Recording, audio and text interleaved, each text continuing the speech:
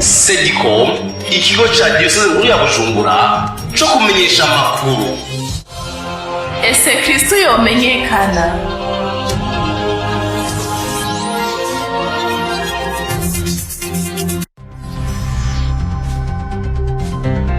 Amakuru mu Kirundi mushikirizwa na Sedicom.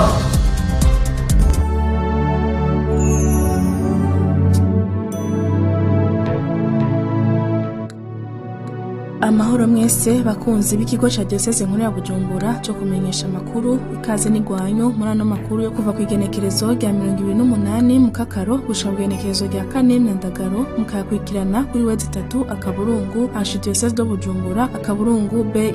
Ngize ingingo nkuru ziyagize. Umuryango w'abafurera bene Paulo bari mu kanyamuneza ko kwigina yubire y'imyaka 50 mazubayeho ku munsi wa gatandatu igenekerezo rya 3 Myandagaro muri Paroisse Myandagaro. Ku munsi w'Imana genekerezo rya 4 Myandagaro niyo hugururwa yubire y'imyaka 100 ishuri rya Burima riri muri Paroisse Karinzi ribayeho. Amakuru y'imihari n'imigwi turababwira umugwi w'abaririmbira Mana urangurira ubutumwa mu gisagara ca Bukavu kiri mu gihugu kibanyi ca Kongo, aho baza kuramutsa bagenzi babo muri Paroisse yitiriwe Augustino Myandagaro. Aya n'ayandi ni mu kanya utwadikaze nje ndi kuri mikoro.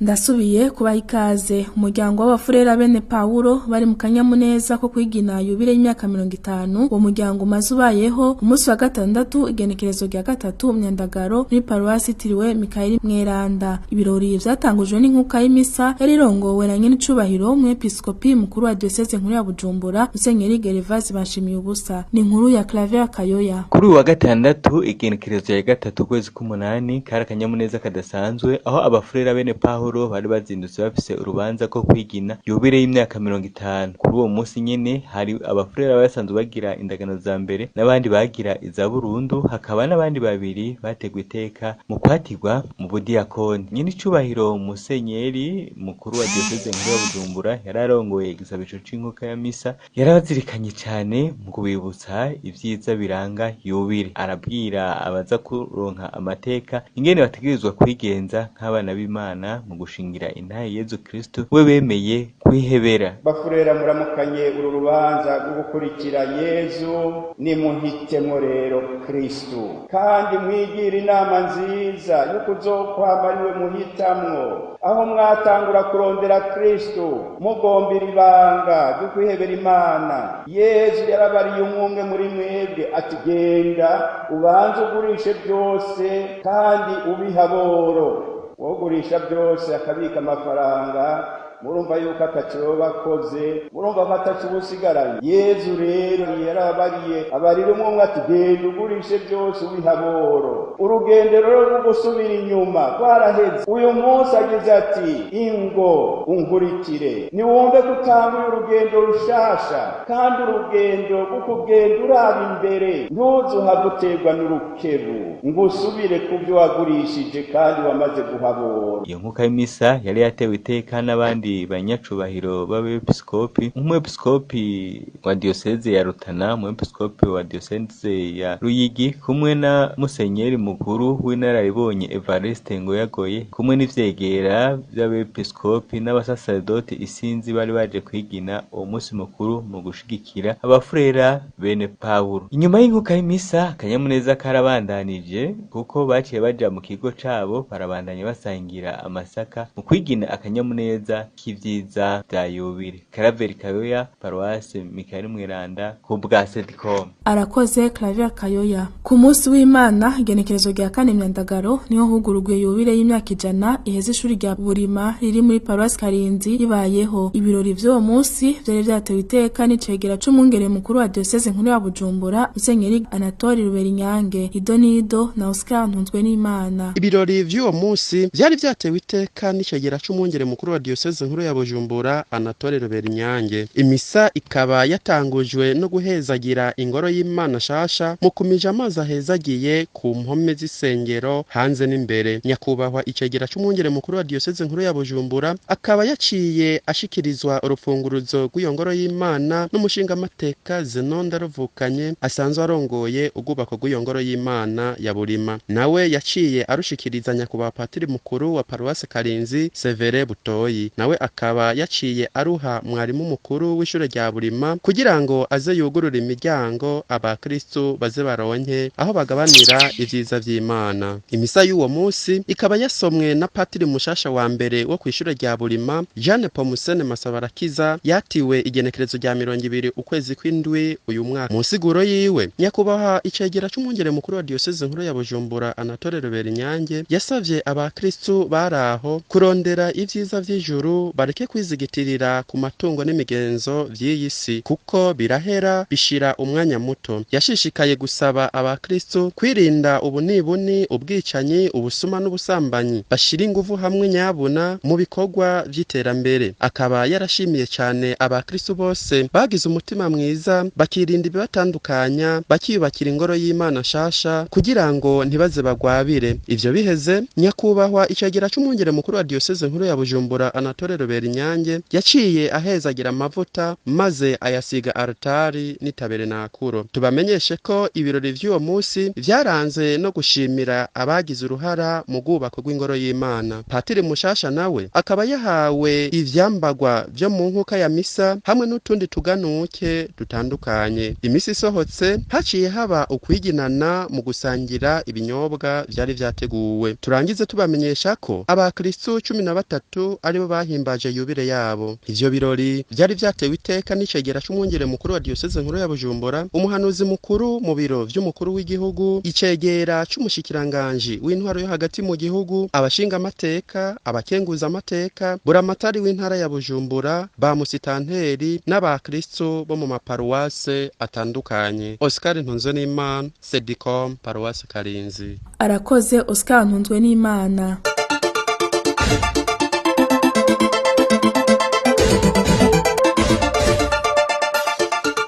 Mu maparuwasi yo mu gipolisi c'u Burundi hari mu gisagara ca Bujumbura cane paruwasi Regina Pacis Sokarti hamwe n'umushaha Mwiranda wa Yezu hahoze ishuri rikuru ry'igipolisi haratunganijwe ingendo zitandukanye aho bagiye ku musozi wa Sioni Gikungu no muri diocese ya Bubanza muri paruwasi Kristo Mwami aho baje kuramutsa abagenzi babo bamugariye ku rugamba. Inkuru ya Sivdin Ndayikengurukiye. Igenekerezo rya gatatu ukwezi k'umunani abakristo bari kumwe n'abanyamihari n'imigwi barenga 400 baragize urugendo rweranda rwabashikanye ku musozi wa Sioni Gikungu bagiye kugabana indulgensia ya gose. Kwitegurira ubwo rugendo babanje kuba inyigisho ijanye n'icarico indulgensia, igisabwa kugira ngo uyigabane neza. Tanzwe na Patiri Felicien asanzwe arangurira ubutumwa kuri Monsiyo Gikungu. Ku munsi wa gatatu igenekerezo rya 31 z'ukwezi kw'indwi 2019 harabaye n'itangwa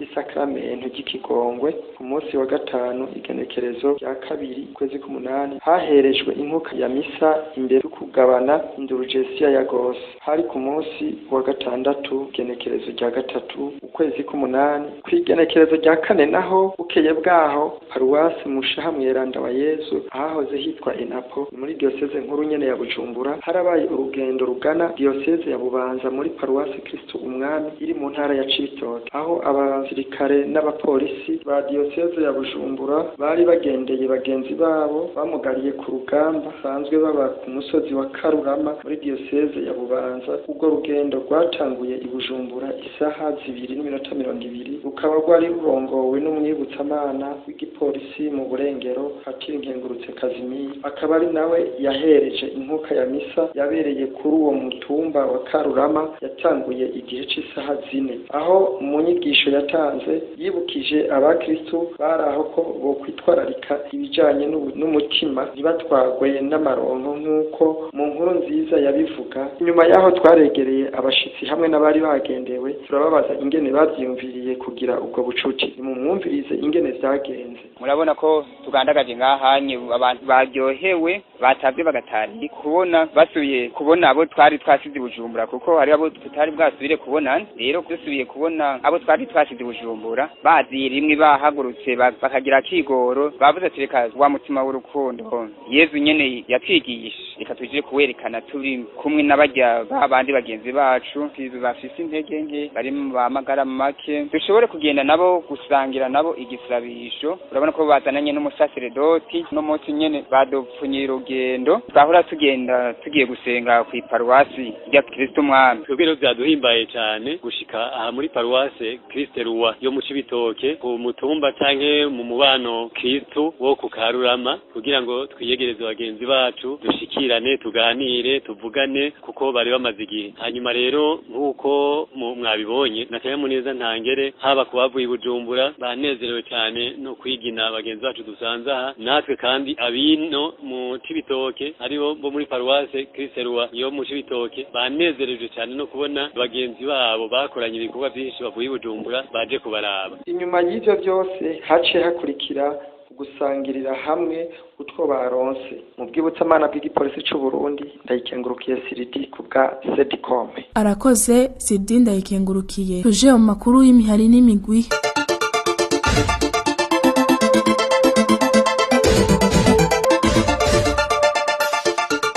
Umugwi w'abaririmbira-mana witiriwe umweranda Vicente wa Paulo yo muri paruwasi Mubimbi Sikirisare Kinama yaragendeye bagenzi babo bo mu mugwi w'abaririmbira-mana witiriwe Yosefu Mweranda yo muri paruwasi Munanira Sikirisare ya Munanira ku munsi w'Imana genekerezo rya 4 Myandagaro. Abashitsi bakaba barasangiye inkuka y'imisa ahari nabo bayiririmbye. Inkuru ya Aniseti Nduwayezu.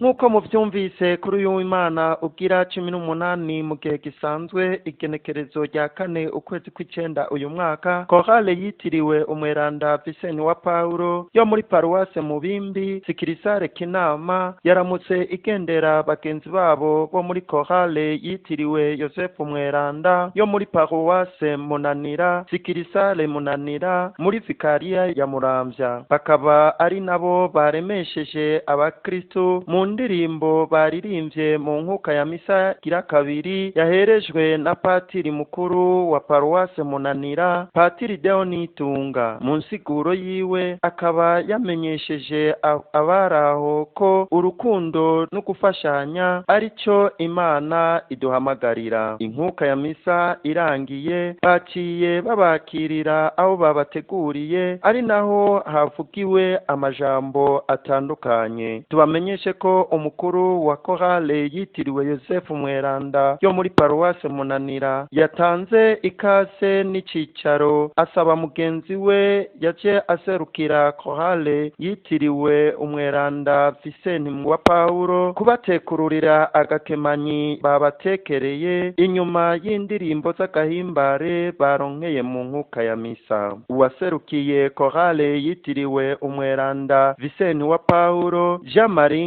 Ndakumana yamenyesheje ubwo rugendo tumwumvirize. Twajenga muri paruwase Munanira kugira ngo tunge ubucuti na korale yitiriwe Yosefu Mweranda. Mu bisanzwe mu makorale yacu ya paruwase Mubimbi turatunda kuzakuramukanya tunga ubucuti n'ayandi maparuwase duherekejwe n'umukuru w'inama nkuru ya paruwase. Mu by'ukuri twaje ngaha muri paruwase Munanira kugira ngo tunge bwa bumwe ubucuti bukomere ndetse urukundo rusasukare muri paruwase Munanira ndetse na paruwase Mubimbi. Ubwo rugendo rukaba rwatewe iteka n'urongoye inama nkuru ya paruwase Mubimbi Victor Ngendakuriyo. Mu ijambo ryiwe nawe yagize ati natwe twaragize akanyamuneza aho twumviye ko mwemereye iyo korale ko yokwakira abagenzi babo bo kuri Sikirisare ya Kina paruwase yacu ya Mubimbi. Abarundi rero nibo bayanga agafuni kabagara ubumwe na karenge kandi icatumye banahurumba cane kugira ngo ico kirenge bagishikane muri paruwase Muramutswa n'iciza mwigishije hariya Mubimbi. Ivyo birori vyasozerewe n'indirimbo zitandukanye hagati y'ayo makorale abiri, korale yitiriwe umweranda Visenti wa Paulo na korale yitiriwe umweranda Yozefu. Ku bwa Sedikome, Aniseti Nduwayezu, Paruwase Mubimbi. Arakoze Aniseti Nduwayezu. Yohani Maria Vianney Hasabamagara niwe yatorewe kurongora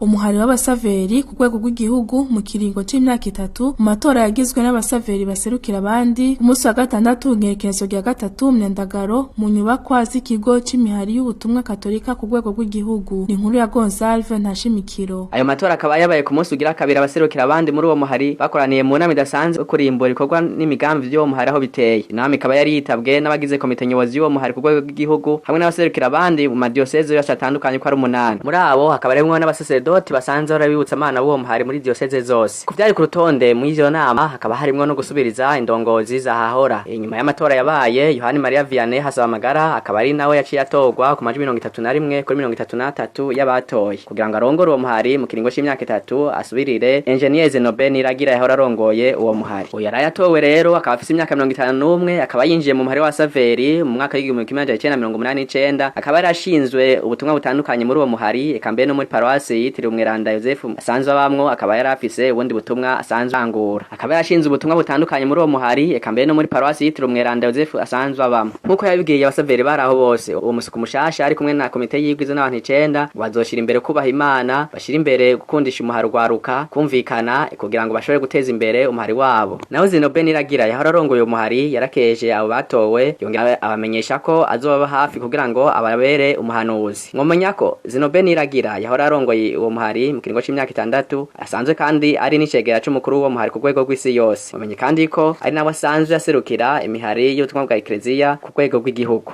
Mu nyubako z'ikigo c'imihari ya Gisio Katolika mu ku rwego rw'igihugu Gonzalve Ntashimikiro bwa Sedicom. Arakoze Gonzalve Ntashimikiro. Abari mu mugwi ufasha abakristo gushika mu bibanza bicaramo mu isengero bo muri paroisse mu Kizamyeranda yo mu Nyakabiga baragize umwiherero ku munsi w'Imana genekerezo rya 4 Myandagaro kaba wabereye mu kigo c'abasegwimi kiri muri zone Rohero. Inyigisho kaba yatanzwe na patiri mukuru wa paroisse Patiri Desirene na Hazimana. Ni inkuru ya Marie Chantal Nzeyimana. Hatanguye uturirimbo two kunina Hazimana hakurikira igisabisho cyo kunina Hazimana. Inyigisho yatanguye igihe cy'isaha 2:30 yatanzwe na patiri mukuru Desirene na Hazimana. Yishimikira ijambo ry'Imana riri mu Bakorenti ba mbere ikigabane ca mbere kuva ku murongo wa 18 gushika ku murongo wa 25. Yatanguye abamenyesha ko umwiherero ari umwanya umuntu afata akabamwo gusumba iyindi minsi yose, ko ari umwanya wo kumviriza ukagabanya amajambo ukaba mu gacerere. Inyigisho yari ingene mu muryango wa Ecclesia Yezu Kristo yatanze ingabirano zitandukanye kugira zose zigirira akamaro bose. Ati ababatijwe baraja hamwe kugira bakore igikorwa cyo kubaka umutima wa Kristo basangiye bose hamwe. Uko bakora neza ubutumwa bajejwe niko bakura mu kwemera kwabo bakaba abantu babushitse b'igihagararo imbere ya Yezu Kristo bakorera. Yasozereye iyo nyigisho ababwira ko Imana ikunda abantu bari ku rutonde, ko boza muri ubwo butumwa biteguye neza ku mutima no ku mubiri kugira nabo nyene bakire Yezu ntibayiruke gufasha ba Kristo gusa. Inyigisho irangiye haciye haba gushengerera Yezu mu Karisiya bisozerwa n'inkuka ya misa. Twarabajije Ndikumana Bernard umwe mu baronse iyo nyigisho ico yamwunguye. Ico nungutse muri zino nyigisho nuko umuake protokole ahamagariwe kwitegura ku mutima imbere kuva muhira azi ko agiye mu misa. So kuva muhira uvuga ngo ngiye kurangura ubutumwa cane gikuru no kuvuga ko ugiye gusenga, hanyuma ugashaza ukambara neza kuko ugiye kuramutsa umukama teza gushika imbere y'abandi ba Kristo kugira uturangura ubutumwa, hanyuma ukitegura ukakira abakristo neza ukabicarika uciye bugufi mu rukundo ntangere ukabaherekeza. Umwakeye ikindi ntateza gutambuka uko ashaka mu isengero, ugenda buke buke nkuko nyene ari mu ngoro y'Imana, duhamagariwe rero kwicisha bugufi mu isengero kuko ni mu ngoro y'Imana ugasonera n'abakristu atakubahagarara hejuru. Marie Chantal Nzeyimana, Paruwasi Mukiza Mweranda ku bwa Sedikome. Arakoze Marie Chantal Nzeyimana. Tukiri mu makuru y'imihari n'imigwi nyene ku munsi wa gatanu igenekerezo rya kabiri Myandagaro abari mu mugwi w'abaririmbira-Mana bamaro bangana 78 barangurira ubutumwa mu gisagara ca Bukavu muri mu gihugu kibanyi ca Kongo baragize urugendo baza kuramukanya muri Paruwasi Augustino Mweranda aho bakiriwe n'abaririmbira-Mana bari mu mugwi witiriwe Cecilia Mweranda. N'inkuru ya Alexis niyo nkuru. Kuyu wa gatanu w'igenekerezo rya kabiri Myandagaro abaririmbira-Mana bashika 78 korale Vamaro basanzwe barangurira ubutumwa bwabo mu gihugu kibanyi ca Kongo mu gisagara ca Bukavu muri Paruwase Martyr Day. Kaba barafashe urugendo rw'abashikanye kuri Paruwase yitiriwe Umweranda Augustino. Bakaba baciye bakirwa na bagenzi babo korale yitiriwe Umweranda Cecilia irangurira ubutumwa bwabo kuri iyo Paruwase yitiriwe Umweranda Augustino. Ku munsi w'Imana abo bashitsi bakaba aribo bafashije mu nkuka y'imisa mu ndirimbo. Nk'uko babitubwiye bakaba bafashe ubwo rugendo mu ntumbero y'ukomeza ubwo bucuti. Bakaba barashimiye gusubiriza mu nkoko bagenzi babo korale yitiriwe Umweranda Cecilia kuko ariyo yatanguye kuja kubaramutsa ibarondera ko ubucuti mu mwaka wa 2017. Bakaba barashimye uko babakiriye. Ubusanzwe ari we musuku w'iyo korale yitiriwe Umweranda Cecilia akaba yaratubwiye yuko banezerewe kubona baraje mu Burundi kubaramutsa bagaheza bagasangira n'inkuka y'imisa kikaba cari kimenyetso kana ko bunze ubumwe. Inyuma y'inkuka y'imisa korale yitiriwe Cecilia Mweranda yaciye ibaza Imana maze ku munsi wa kabiri abo baririmvyi baca basubira mu gihugu cabo ca Kongo baje bavamwo. Alexis niyo nkuru, Paruwase yitiriwe Umweranda Augustino ku bwa Sedikome.